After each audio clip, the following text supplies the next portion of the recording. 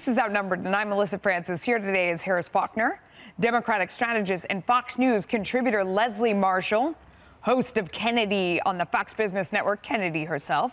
And joining us on the couch, former White House Press Secretary Sean Spicer. We have a lot on messaging today. Yeah. Yes. So you are a good one to have here. Yeah. Happy New Year, by the way. Happy New Year. It's great to be here. 2019. It's been with great. Your fine fuchsia on. Thank you. There you go. Trying All to right. match Melissa. There you go. All right, let's are. get right to it. That's smart of you. Speaker Pelosi, a short time ago, defending her call to delay the State of the Union address. At first, she said she had security concerns, but now she's suggesting that it's about federal employees not being paid. And then she took a shot at the president and Homeland Security Secretary Kirstjen Nielsen. We're saying let's get a date when government is open. Let's pay the employees. Maybe he thinks it's okay not to pay people who do work. I don't. And my caucus doesn't either. It isn't a question of are they professional enough? Why do we even take it there? The question is they should be paid. And as the secretary of any agency, that person should be advocating for her employees to be paid instead of saying it's okay for them to work without pay. Yesterday, Secretary Nielsen tweeted, quote, "The Department of Homeland Security and the U.S. Secret Service are fully prepared to support and secure the State of the Union.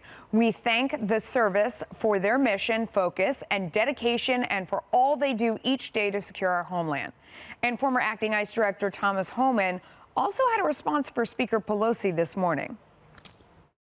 She is scared to death that the president's going to speak to straight to the American people more than 8 minutes and has claimed there's a crisis on the border. And this isn't just about enforcing the law. This is about saving lives. If Nancy Pelosi saw what I saw in 34 years of my career, maybe she'd have a different attitude. Democratic House Majority Leader Steny Hoyer on special report last night saying it's still an open question whether the State of the Union goes forward, but appearing to break ranks with Pelosi over border wall funding. Listen. A wall that protects people is not immoral. I think the issue is whether it works. My own view is this is not an issue of morality. Is the State of the Union officially off? No, I don't think it's officially off. I had not seen the Speaker's letter, which suggests there's a real security problem unless we've opened up the government. And we haven't gotten a reply from the President and his thoughts, so it's not officially off now. And just moments ago, during a speech at the Pentagon, the president going after Speaker Pelosi, accusing her of prolonging the shutdown. While many Democrats in the House and Senate would like to make a deal, Speaker Pelosi will not let them negotiate. The party has been hijacked by the open borders fringe within the party, the radical left becoming the radical Democrats. Hopefully, Democrat lawmakers will step forward to do what is right for our country. And what's right for our country is border security. Okay, so Sean, I want to start with this idea of a potential break on the Democratic side. When you see Steny Hoyer saying things like it's not immoral, it's a question of is this the most effective, and the rest of his soundbite. Obviously, it works in some areas. Do you think that there's any sign of breakage over there on the Democrat side? Well, I mean, it's a sign of reality, which is that there's an acknowledgement that walls are and borders are and fences are part of a comprehensive strategy to secure our border. I think everybody gets this. The idea that it's immoral on its face doesn't make sense. What she said, the idea that they're ineffective doesn't make sense. We all know whether it's your own house or countless borders and walls around the world, they work. There's one in San Diego in her own state. So we know they work, and I think what you're seeing Steny Hoyer do is for once admit the truth as to what's really going on here and not play the political game that's really happening in Washington, which is that Pelosi and these folks have voted for these measures in the past. They understand that they're effective. The only reason that they've been against them is because they've been part of a Trump initiative. Would you tell the president as a messaging person to stop using the word "well" at this point just to get this done? Would that be a good idea? Well, he has. I mean, he's talked about the fact that he sneaks it in, though. He sneaks it in. I mean, he tries not to say it, but he can't help himself. Right. Well, I think that the reality is that whether it's a wall or a fence, he continues to talk about border security. He's talked more about the humanitarian crisis. I know, but should he get rid of the word? Would it help? I think to talk about the fact that the bigger picture, which I think he has been doing more and more, if you look at where he was a couple months ago and where he is now and how he's messaging that, I think he's continuing to have a more and more effective message, and it's resonating with a good chunk of the country. Harris, what do you think? Well, you know, I'm looking at the new Gallup numbers for approval and disapproval from the president this morning, and they're hovering right around what we know only to be his base. You know, 35 to 37% is where it's kind of been, and maybe a little bit higher than that in some instances. So when you use a word like wall, you're ensuring that that number does not erode. So I understand when the president says wall/barrier, which is what he's been doing. It's not that he's sneaking it in. He's strategically putting it with other words that Democrats have shown that they might be open to. My bigger question is everybody is starting to talk amongst themselves. The kids are getting together after class without the teacher. Right. And so when you look at the letter that was talked about being sent out yesterday, and maybe that went nowhere because there were Republicans and Democrats who said they'd go for a bipartisan solution, who then said that maybe not. But are we starting to see, Sean, kind of that process that you know from being in the White House begins with talk of a memo, talk of a letter? It's those cracks, right? Yeah. Where we have now seen this shutdown go on longer than ever before in history.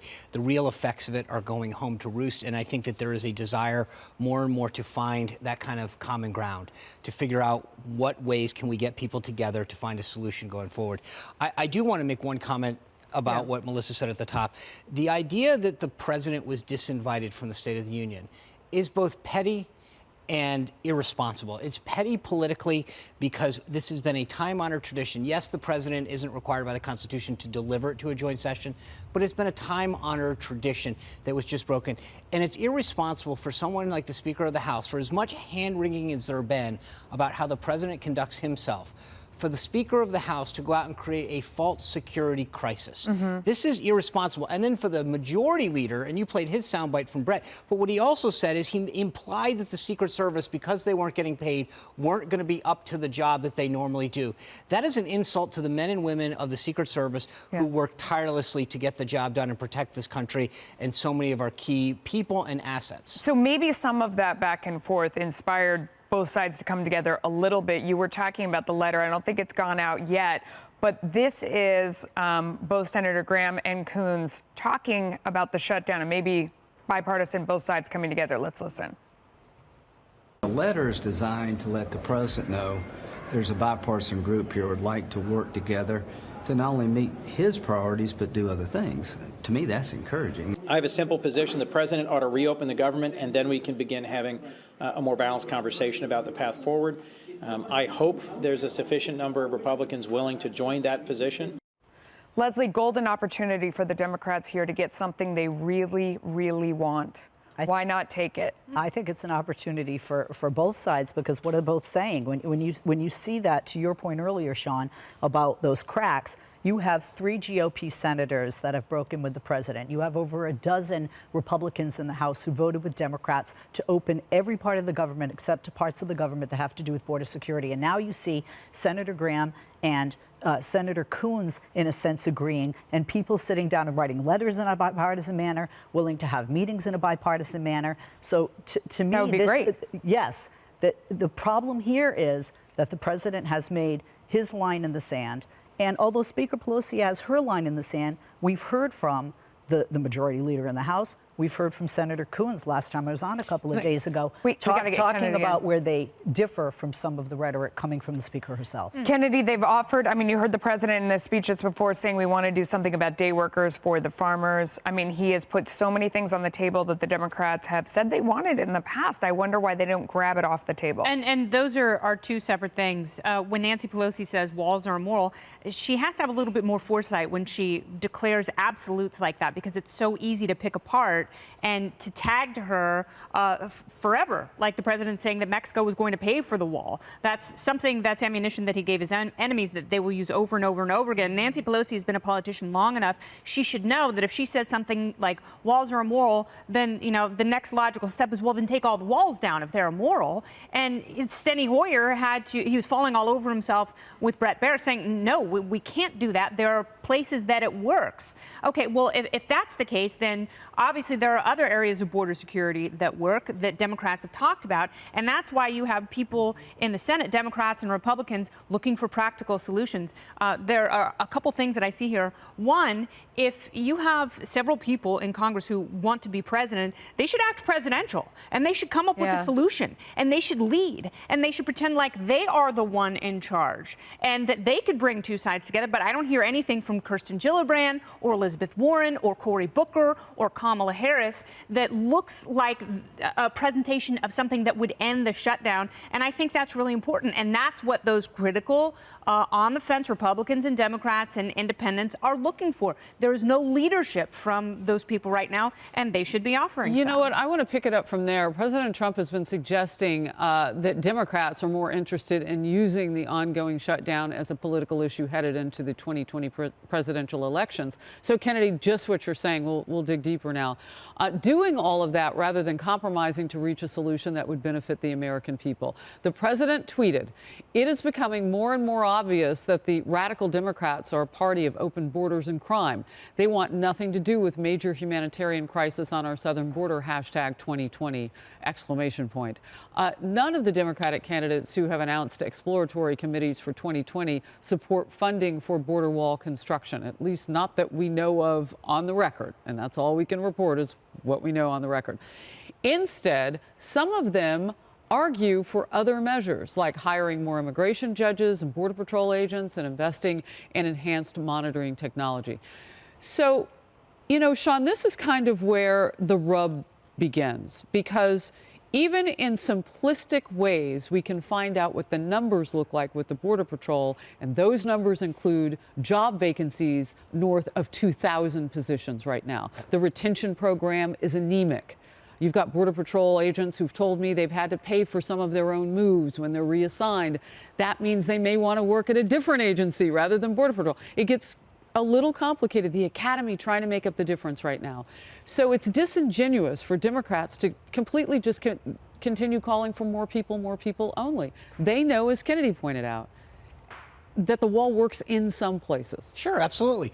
There's parts of this, of our 2,000-mile border, around 700 miles, that we have a border or a fence, okay? There are parts that we don't, and the parts that we do, some of it's dilapidated or easily, it's porous.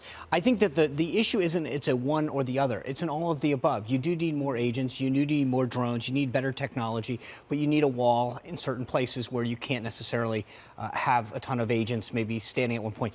This is a false fight. In 2013, 54 Democrats voted for $46 billion and a ton of wall and fencing. To suggest now that this is a moral argument that they've been opposed to for a long time flies in the face of what so many of those folks voted for just a few years ago. Yeah, and if you're a Democrat, by the way, back in 2006 and 12 when they were allocating some of the fundings, aren't you feeling today, maybe, Leslie, a little offended that the current Democrats are calling into question the judgment that you made as leadership? I mean, it causes, I would think, some internal fighting. And I want to ask you about the internal fight that's going on in your party. How much pressure does Nancy Pelosi have on her right now to capitulate to the far left side that says, not even a penny, not even a dollar? Elizabeth Warren, we won't build your stupid wall.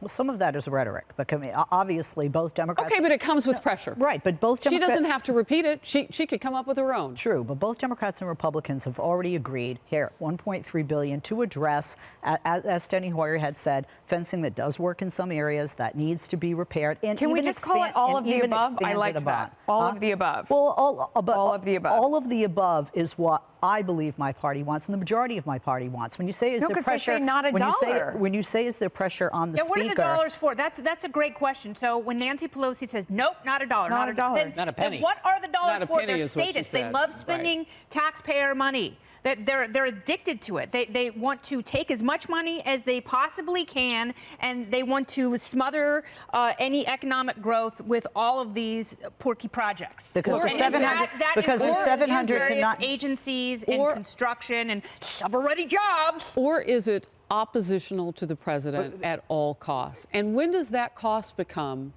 depressing the American people at this point? And I don't mean their psychology. I mean what they're going through right now. Is that what this is? Because if they already have allocated money Democrats, and if they're not too different from their past, from their predecessors in ideology. If all of that is the case, because that's what some have argued, then why not come to the table at this point as people are suffering? Front page of the New York Times, people in line to get help. Because we're not seeing both sides come to the table. I mean, really, if you look at it, the president could change his tomorrow. I had Max Rose, Democrat Senator out of Mitch New York. McConnell can change He said his he tomorrow. sat at that table with the president. He felt like the president heard him. He said, I want Democrats to remember that when it's our turn, this is Max Rose, representative from New York, a newbie, a former Bronze Star military combat infantryman. Okay, loves America. He said, look, my party had better realize that when it's their turn, we could be in the same situation with a different issue if we let this go on much longer. So my question to you is... And that's true, and we've seen that, unfortunately. So everybody was at the table yesterday. So who do you want at the table? Well, I'm a Democrat, but I, like most of Americans, want Congress to work together. And quite frankly, Congress can work well together on issues like this that honestly shouldn't be a political issue. But there are many people, not just political issue. They won't do anything on immigration. And it shouldn't be. Many people on the left and the right, as we see in the polls, want this to be resolved, in a bipartisan manner, don't want the wall, do feel there is a crisis, but they want the most effective. I said the other day, Melissa, you liked it. It's not immoral, it's ineffective, and that's the problem. It's interesting. We're asking a policy question to a political problem, and that's the fundamental disagreement here. Well, I'm looking at a human problem today, right? Okay, we'll move on. Rudy Giuliani grabbing headlines for new comments about the Mueller investigation and alleged collusion with Russia. Why his remarks are raising more questions now. And a new claim about the president, his former lawyer making big waves, what Michael Cohen says he did, and the smackdown from the president's legal team. The whole story, and then debate. Stay glued.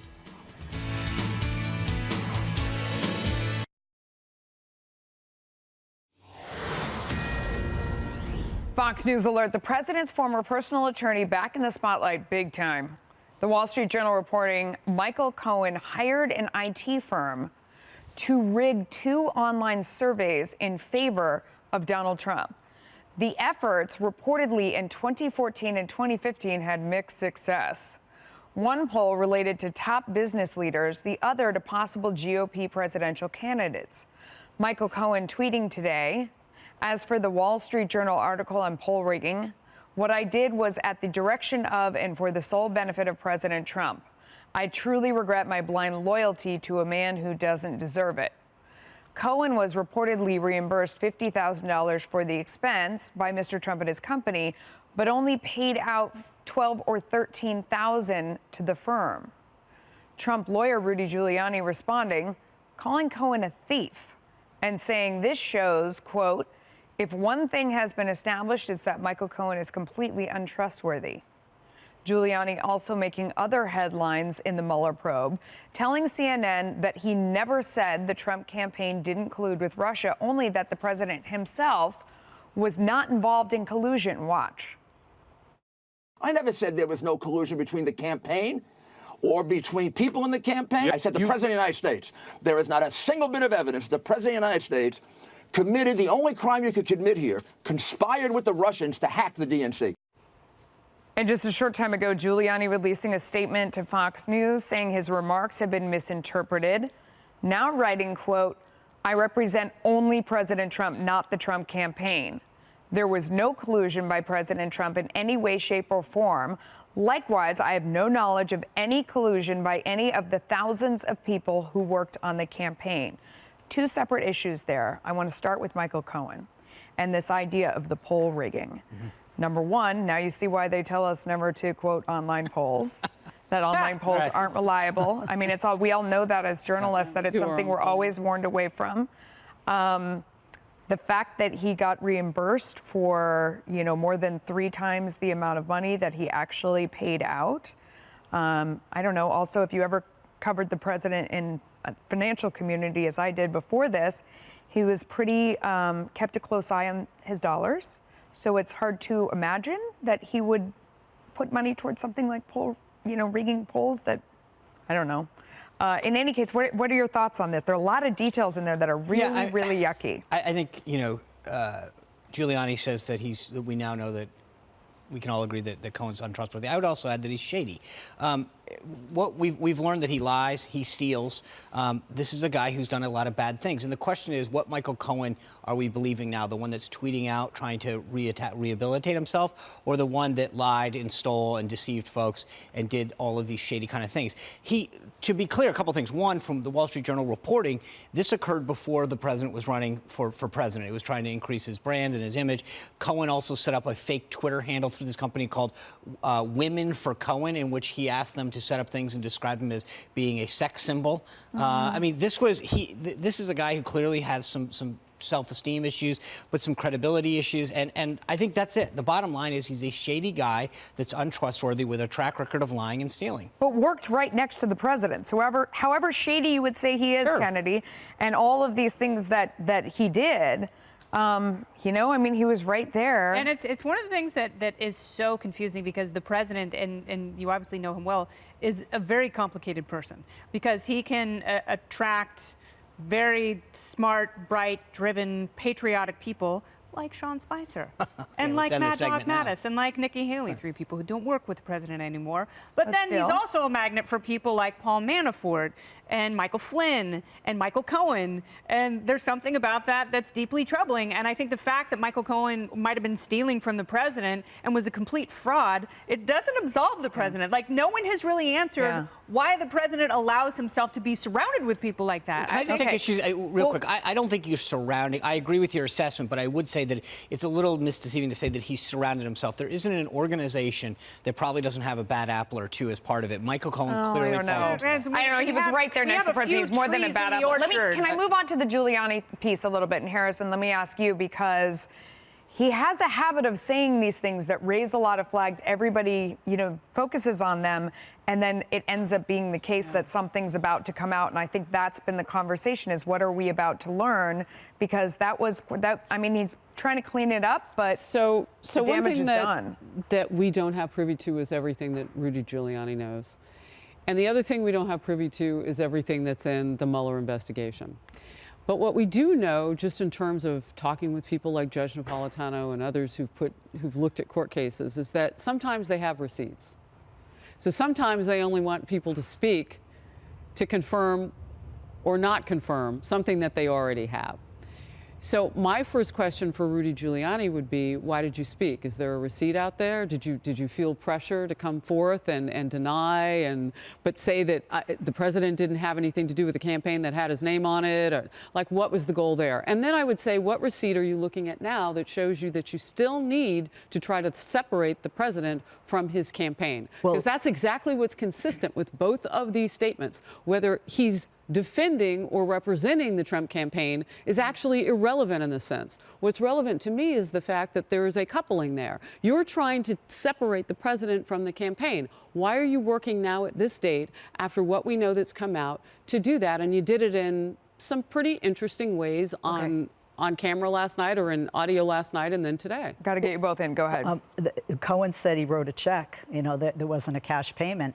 That's a receipt. There's going to be exactly to your point, and that's exactly where my mind was going. You know, where does that money come from? Because certainly this could be subject to campaign finance law, especially if it's found that the money comes from the Trump organization. You're talking about the polling thing, but wait, hang on. The campaign. That was 2014 and 2015. No, so that is not. Can we get Sean in though on the Rudy Giuliani thing? Because that's been right. News. And I think What's his statement today was exactly where he should have been in the first place, which is his client is Trump. He is speaking for what he understands his client involvement, or in this case, was not, and that's it, plain and simple. And he wants to make it clear that I speak for and represent President Trump, not an entire organization. I think that his clarification today is crucial. Would you let Giuliani go out there and continue doing interviews on behalf of the president? He tends to make himself the story more often than not. I think, to Harris's point, we don't know what he knows and what he doesn't know. Yeah. I think the president wants him out there making the case and explaining what's going on. Yeah. It's a lawyer-client relationship, and if that's what the president wants as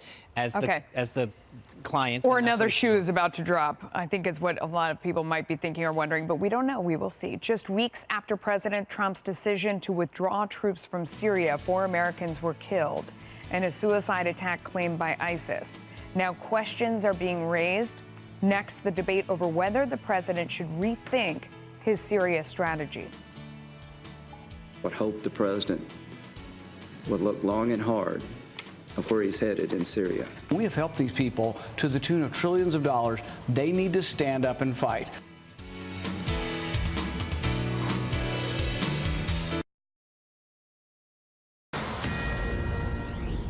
Before presenting the results of our missile defense review, I want to take a moment to express my deepest condolences to the families of the brave American heroes who laid down their lives yesterday in selfless service to our nation. These are great people. President Trump addressing the 4 Americans who were killed in Syria at the Pentagon. Today, he was there announcing a new missile defense initiative there as well.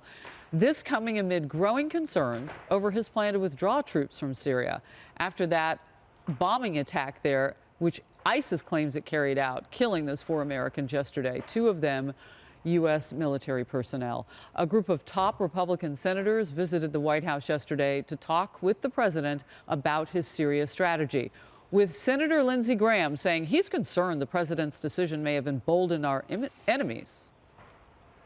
My concern by the statements made by President Trump is that you had set in motion enthusiasm by the enemy we're fighting. I saw this in Iraq, and I'm now seeing it in Syria. So I would hope the president would look long and hard of where he's headed in Syria. But Graham's fellow Republican Senator Rand Paul continued to back the president's decision.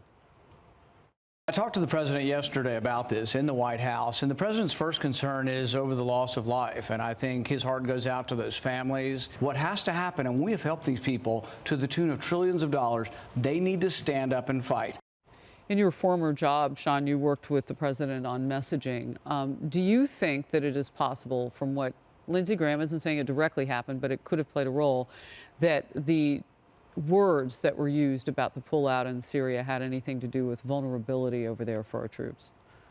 I don't think so. I don't think it had a direct correlation. I think if this was a year from now, we saw the manifestation of ISIS and reconstitution of it, then that might be the case. But to suddenly say that it happened that quick, I don't see the correlation.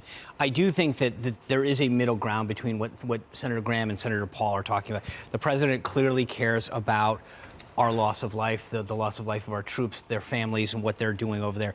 But I would take exception to what Senator Paul is saying respectfully, that it's not them just standing up. Us containing ISIS is about preventing them from coming to our shores. And we've got to make sure that we've got that balance right, which is to make sure that we don't have folks fighting wars that we shouldn't be fighting anymore, that have outlived their necessity. But we've got to make sure that we're doing things that prevent the evil that is going on in some of these places from coming to our country. So, Kennedy, in interviews that I've done with military leadership recently, they say that we do have a contingent of special forces in Iraq that could reply to anything that would happen on the ground in Syria expeditiously, and that we would be protected as we pull out of there. Yeah, there is a heavy reliance on special forces now, but if you're talking about ISIS retaliating, is it because they're worried that if the United States pulls out, that the United States keeps Turkey and Iran in check, and without the U.S., somehow those two countries are going to work together to totally annihilate ISIS? Is that what Lindsey Graham is saying? Because that I don't understand. And that's when things get so complicated and so dangerous and so deadly that it's hard enough getting out of these places, and it just proves the point where we shouldn't be there in the first place. And, you know, you talk about eradicating ISIS. We haven't come up with a satisfactory way of doing that. We also haven't come up with a satisfactory definition for what victory is in places like that. What does it mean for them, and what does it mean for us? Respectfully, they only have to be right Gold once. Star families year after year after year. That is what is so problematic. I understand that, but the problem is ISIS has to be right once, and so I get it that there's a point at which we have to figure out what that balance is. But right now, we've had them on the run. They've gone down, and the key is to make sure that we crush them and put them into extinction before we walk out. We don't do it irresponsibly. And I think what Senator Graham was pointing at was that the pullout of Iraq did not achieve the goal. It was sort of like we pulled out, and it started to, and we saw evil reconstitute itself. And we've got to make sure that before we do pull out, that we draw down in a responsible way. It's not an either or. You don't just pull out one way or not on the other. I think but Sean, is it responsible to telegraph that message message. Why show the cards that you're holding? It bothers me when you any saw world that's leader, what John Bolton was especially our own, saying, doesn't. and that's why I think that the message that John Bolton delivered when he was over in Israel is to make sure that he was very clear with our allies that we are not just going to willy-nilly pull our troops out, that there's going to be a process to this and a method to it in terms of how and when we Would you move consider things. Turkey an ally? No, I don't believe it is an ally, and I don't think that we should trust their motives. Yeah, I agree. I want to get your thoughts just on the end game here, because every mission has to have an end. And that is very difficult. I mean, but the reality is that we were seeing something by ISIS. It felt like every week. I mean, we were covering it constantly. There was constantly an attack. There was constantly a death. That has changed. I think the end game, I don't think we can go away at this point. It's interesting because we've been trying to hold whatever position we had there with fewer than 2,500 troops to begin with. It's complicated, as we pointed out. Well, the likability question for women candidates rearing its head once again is the very first question for Senator Gillibrand at her very first press event announcing her run for the White House. The debate again over whether female candidates are held to a different standard.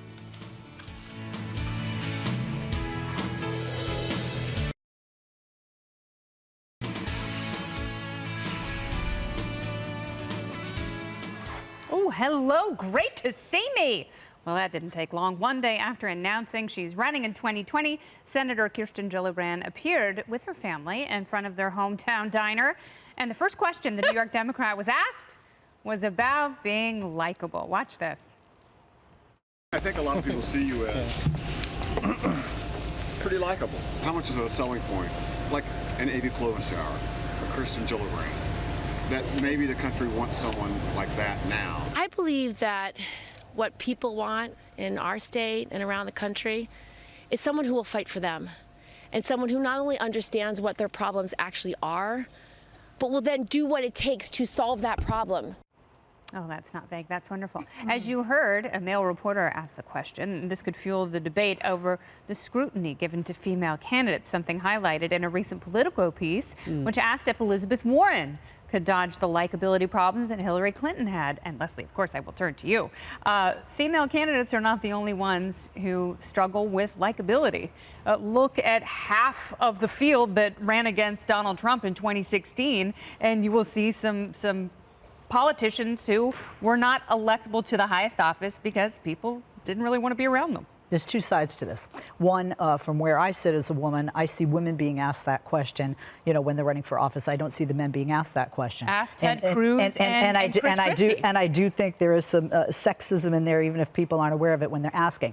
But with regard to likability, they would not ask a woman about her weight like they did Chris Christie. Go ahead. With regard to likability, it does matter in elections. And it does seem to matter, not just for females, but for males. But I would say it does seem to matter more when it comes to a woman. Is she likable? Is she relatable? And men have that too, but I just don't think it's as big a problem for the men as it is for the women, just when you look at what people say about different individuals. And it goes beyond just liking that person and feeling if, you know, oh, I like her or I don't like her. You know, how does she look? What is her weight today? I mean, there is. And you think male can't? Have you seen some of the comments about President Trump online? Absolutely, but there's a different, in my opinion, there's a different level of judgment when it comes to likability for a female versus a male. I'm not saying it's not out there. And by the way, it matters. I mean, if you're not a, quote, likable, whatever likable is to your base candidate, left or right, you're going to have problems, whatever office you're running. I think it's for men. I think it's the same for men and women. It's the reason why we see them all doing all these silly things when they're trying to convince us that they're drinking a beer in the kitchen or they have hot sauce in their purse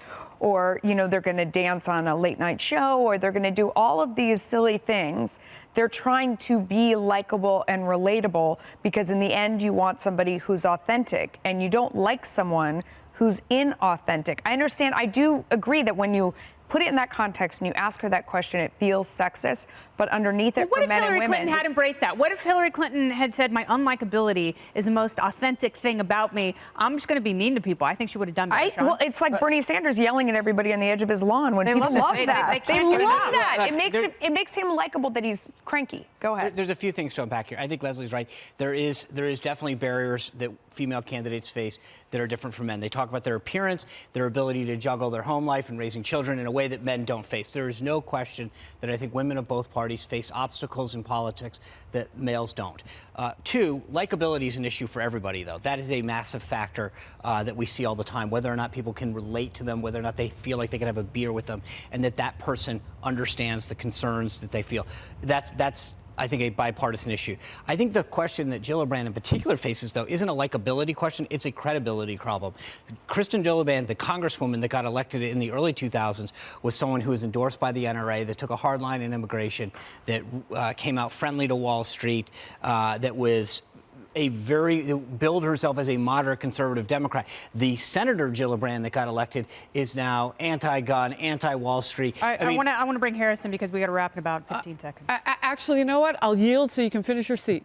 Your sentence, Kennedy. Thank you. I just think that that's the issue she's going to face. It's a credibility issue. But Gillibrand's comments on what she's fighting for just made the case for President Donald Trump's reelection. He's a candidate that did promise the voters a lot of stuff and got it done and is fighting every day for him. So if that's the standard by which she wants to talk about, I think she just made the case for Trump 2020. I'm already allergic to vague platitudes. I want specifics. I want to know how my money is going to make more money. The media showdown, well, I know, but it's never too early to make money. The media showdown with the president is reaching a new level. An eye-opening study revealing a nearly universally negative tone of coverage for the president over the last year on the broadcast network's evening newscasts.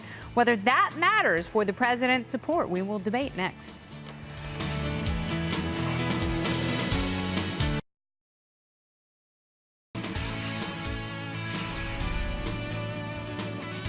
New questions over whether President Trump is getting a fair shake from the media. A study from the conservative-leaning Media Research Center found 90% of the network evening news coverage of the president had a negative tone in 2018. That is similar to what the group found in 2017. The study analyzed statements evaluating the president or his administration from reporters, anchors, or nonpartisan sources like experts or voters. Despite the negative coverage, the president's year-to-year job approval has held pretty steady, though it has declined recently amid the partial government shutdown. The study found the Russia probe was the single most covered topic for the second year in a row. Sean, what do you think? You want to see my shocked face? Yeah. Is that it? I think that, as you pointed out, this is consistent since Trump got in office. The numbers are out of whack in two ways. One is when you look at whether it's Obama, Clinton, Bush, you go back through history, there is a disproportional amount of negative news that exceeds any president in the past. When you look at what's going on in the country in terms of the economy and the accomplishments of this president, whether it's on veterans or in so many other things, taking down the regulatory state, the judiciary and the accomplishments he's had there, to suggest that only 80% of what's going on surrounding Trump is positive seems highly out of whack by even the most partisan person on the left.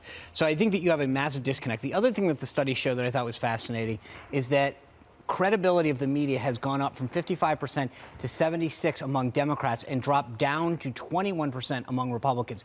That is a 55-point gap of credibility, trust in the media, the largest gap that we've ever seen. And I think it's telling that the media is now catering so much to the left and is so anti and hostile to Trump that you've seen this massive disconnect about how we trust the media. Kennedy, isn't it journalists' jobs to go in there and question and prod and doubt and be cynical and push on whatever is going on? Yeah, skepticism is fine. And, you know, it's a wonderful part of logic and having a rational discourse. And it's why the protection of the press is enshrined in the First Amendment, which I think is critical.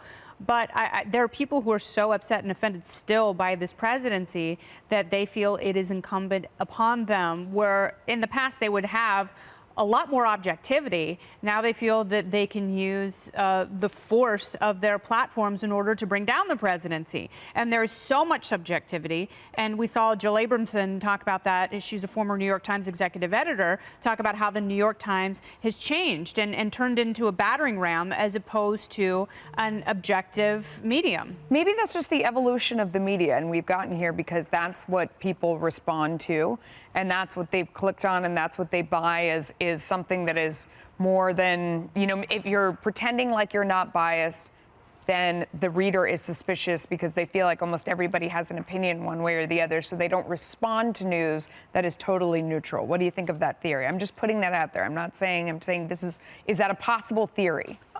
It's a possible theory, but there's also a reality here. I mean, the three major networks, yes, there are journalists there, and to me, the way I learned it in Journalism 101 is you're just supposed to report the facts and let the people make the opinions and decide for themselves and not become the story yourself. But they're a business, and they're going to put out there what they're going to make ratings and money on, because, you know, ratings makes money. That, you know, they sell, the advertisers need to see those ratings. But the other thing is, to your point, even if they're going to try and bring the president down and speak negatively about him, first of all, he gives them a lot of material with tweets and rhetoric. Secondly, it's not effective, obviously, because if you look at the numbers that show that they were so positive about Hillary and negative about Donald Trump's our president. But just to be clear, it's a false argument to argue that the press can't be tough, critical, but they've lost objectivity. That's the problem right now. It is a false choice to suggest that you can't be tough. But I think they're giving. I think it's a basic economic supply and demand. If they do this, if they do this with every administration, it's fine. More Outnumbered in just a moment.